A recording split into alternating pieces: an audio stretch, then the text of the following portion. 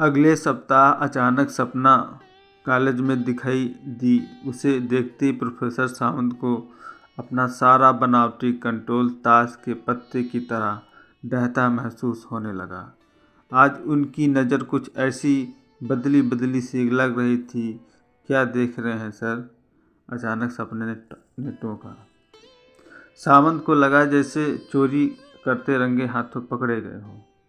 लड़खड़ाती जबान से बोले, कुछ नहीं, बस ऐसे ही। उन्हें लगा शायद सपना ने उनकी चोरी पकड़ ली थी। कुछ देर बाद सपना बोली, सर पेपर में आपका लेख पढ़ा, अच्छा लगा। मैं और मेरी पढ़ना चाहती हूँ। प्लीज़ अपनी लिखी कोई पुस्तक दीजिए ना। एक लेखक के लिए इससे अच्छी और क्या बात हो सकती है कि कोई प्रशंसक उसकी रचनाओं के लिए ऐसी उत्सुकता दिखाए। उन्होंने फौरन अपनी एक पुस्तक सपना को दे दी। उनकी नज़र अब भी सपना को निहार रही थी। सपना पुस्तक के पन्नों को पलट रही थी तो सावंत ने हिम्मत जुटाते हुए पूछा, उस दिन तुमने मेरे साथ ऐसा मजाक कैसे किया सपना? वह मजाक नहीं था सर, आप ऐसा क्यों सोचते हैं? सपना ने प्रत्युत्तर में प्रश्न किया, क्या किसी से प्रेम करना गलत है? मैं आपसे प्रेम नहीं कर सकती। प्रोफेसर हड़बड़ा कर बोले, वह तो सब ठीक है सपना, लेकिन क्या मैं गलत नहीं हूँ? मैं तो शादीशुदा हूँ। यह अनैतिक नहीं होगा क्या? मैंने यह कब कहा सर कि आप मुझसे प्रेम कीजिए? मुझे आप अच्छे लगते हैं, इसलिए मैं आपको चाहती हूँ, आपसे प्रेम करती हूँ, लेकिन आपसे कोई उम्मीद नहीं करती सर। सपना ने दृढ़ता से कहा। सावंत को अपना सारा ज्ञान व अनुभव इस युवती के आगे बौना महसूस होने लगा। अब उनके दिल में भी प्रेम की तरंगें उठने लगीं, लेकिन उन्हें व्यक्त करने का साहस उनमें नहीं था। कुछ समय के बाद सपना चली गई। सावंत अब अपने आप को एकदम बदला बदला सा महसूस करने लगा, क्योंकि आज सही मानों में उन्होंने सपना को देखा था। उन्हें लगा उसके जैसा सौंदर्य दुनिया में शायद ही किसी लड़की में दिखाई दे। अब प्रायः रोज ही मोबाइल पर उनके बीच संवाद होने लगा। प्रोफेसर संवाद को हर पल उसका इंतजार रहता। हमेशा उसकी यादों और कल्पनाओं में खोए खोए से रहने लगे। कल तक जो बातें प्रोफेसर को व्यर्थ लगती थी, अब वे सारस और मधुर लगने लगी हैं।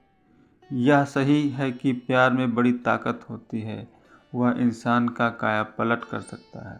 प्रोफेसर के दिमाग में अब सपना के अलावा कुछ न था।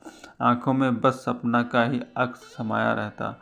जहाँ भी जाते बाजार में उन्हें वे सब चीज़ें आकर्षित करने लगती, जिन्हें देखकर उन्हें लगता कि सपना के लिए अच्छा गिफ्ट रहेगी। कभी ड्रेस तो कभी कुछ अनायास ही वो बहुत कुछ खरीद लाते। लेकिन इस तरह के गिफ्ट सपना ने एक दो ही लिए थे, और बहुत जोर देने पर। समय पंख लगाकर उड़ने लगा। दोनों को परस्पर बौद्धिक वार्तालाप में भी प्रेम की अनोखी अनुभूति महसूस हुआ करती थी। सपना एक कथन सावंत के दिल को छू गया। आपकी खुशी में ही मेरी खुशी है सर। मेरे लिए सबसे बड़ा गिफ्ट यही है कि आप मुझे अपना समय देते हैं, मुझे याद करते हैं। खाली समय में सावंत अपने हिसाब के इन वाक्यों का विश्लेषण करते, इन कथनों का माफिक अर्थ निकालने का प्रयास करते। इस प्रक्रिया में उन्हें अनोखा आनंद आता। उनकी कल्पनाओं का चरम बिंदु अब सपना पर संकेंद्रित हो चुका था। लेखन का प्रेरणा स्रोत अब सपना ही थी, लेकिन यह जीवन है जिसमें विचित्रताओं का ऐसा घालमेल भी रहता है जो अक्सर संशय की स्थिति उत्पन्न करता रहता है। उस दिन सावंत अपने विभाग में बैठे थे कि अचानक सपना आ गई। इस तरह बगैर किसी सूचना के उसे अपने सामने खड़ा देख प्रोफेसर बहुत खुश हुआ। सपना से वो आज बहुत कुछ कहने के मूड में थे। सपना बहुत खुश लग रही थी। दोनों के बीच बातचीत चल ही रही थी कि अचानक सपना ने अपना हैंडबैग खोलकर एक कार्ड प्रोफेसर के सामने रखा। पहले उन्हें लगा शायद किसी पार्टी का निमंत्रण कार्ड है, लेकिन कार्ड पर नज़र पड़ते ही उस पर वज्रपात हुआ। वह सपना का वेंडिंग कार्ड था। सपना अनुरोध करते हुए बोली, सर आप ज़रूर आइएगा, आपके बगैर मेरी शादी अधूरी है। आप मेरे सबसे करीबी हैं, इसलिए मैं स्वयं आपको निमंत्रित करने आई हूँ। संवाद अपने ओठों पर जबरन मुस्कान लाकर कृत्रिम खुशी जाहिर करते हुए बोले, हाँ हाँ क्यों नहीं, मैं अवश्य आने का प्रयास करूँगा। सपना हंसते हुए बोली, नहीं सर, मैं कोई बहाना नहीं सुनना नहीं चाहती, आपको आना ही पड़ेगा, आखिर आप मेरा पहला प्यार हैं। प्रोफेसर सामंत ने कोई जवाब नहीं दिया। पल भर में उनके अरमान मिट्टी में मिल गए। नैतिकताओं अनेकताओं के सारे प्रश्न जिनसे वे आजकल जूझते रहते थे, अब एकाएक व्यर्थ हो गए। सूनी जिंदगी की बेड़ियां उन्हें वापस अपनी ओर खींचती हुई महसूस होने लगी। मृगमरीचिका से उपजी हरियाली की उम्मीद एकाएक घोर सूखे और अकाल में तब्दील हो गई। सपना जा चुकी थी। प्रोफेसर अपनी कुर्सी पर सिर लटकाए आंखें मूंदे सोचते रहे। उन्हें यही लगा जैसे सपना वाकई एक स्वप्न थी, जो कुछ दिनों की खुशियों के लिए ही उनकी ज़िंदगी में आई थी। समय की त्रासदी ने फिर उनकी ज़िंदगी का बेजार बना दिया है। उन्हें लगा गलती सपना की नहीं, उनकी ही थी, जिन्होंने प्रेम की पवित्र भावना को समझने में भारी भूल कर दी थी। उन्हें अपना समस्त किताबी ज्ञान अधूरा महसूस होने लगा। अचानक पीरियड की घंटी बजी, उससे उनकी तंद्रा टूटी। वे सुखद ख्वाब से वापस यथार्थ में लौट आए।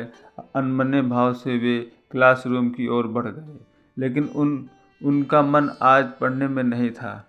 शाम को घर आकर भी वे उदासी के आलम में ही खोए रहे। उनकी पत्नी स्नेहलता ने उनकी ब्रीफकेस में रखा सपना की शादी का कार्ड देख लिया था, इसलिए कॉफ़ी पीते हुए पूछने लगी, क्या आपकी फेवरेट सपना की शादी हो रही है? आप तो इस शादी में ज़रूर जाओगे। सामंत को लगा जैसे किसी ने उनके जले घाव पर नमक छिड़क दिया हो। उन्होंने कोई जवाब नहीं दिया। स्नेहलता के साथ रहकर अपने वैवाहिक जीवन में सामंत ने कभी स्नेह का अनुभव नहीं किया। इस समय उसकी मुख मुद्रा से साफ झलक रहा था जैसे सपना की शादी का कार्ड उसके लिए खुशी के खजाने की चाबी जैसा था। विरक्त भाव से स्नेहलता ने कार्ड को एक तरफ पटकते हुए कहा, बहुत सुंदर है। सामंत अब भी चुप रहे। उन्होंने जवाब देने का उपक्रम नहीं किया। स्नेहलता ने फिर पूछा, आपको तो शादी में जाना ही होगा, भला आपके बगैर सपना की शादी कैसे हो सकती है? स्नेहलता के चेहरे पर मंद हंसी थिरक रही थी। प्रोफेसर उठकर अपने कमरे में चले गए। 2 दिन बाद सपना की शादी थी। उन्होंने शादी में न जाने का फैसला किया। सपना की शादी हो गई। अब वे जल्दी से सब कुछ भुला देना चाहते थे। उनका मन अब भी बेचैन और विचलित था।